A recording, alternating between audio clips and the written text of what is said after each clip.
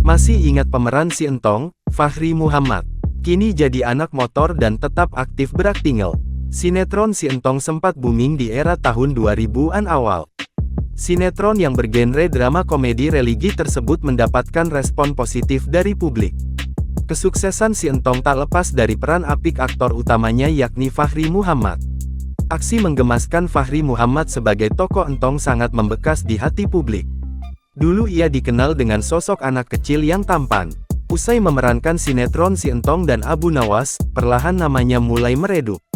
Lambat laun namanya menjadi jarang terdengar di telinga publik. Jarang terdengar lagi, bagaimana kabarnya sekarang? Meski sudah jarang tampil di layar kaca, namun ia juga kerap membagikan kabar terbarunya di media sosial Instagram. Setelah 17 tahun berlalu sejak penayangan sinetron Entong, penampilan terbaru Fachri ini sukses bikin pangling para penggemarnya. Pasalnya Fachri Muhammad terlihat semakin keren dan ganteng.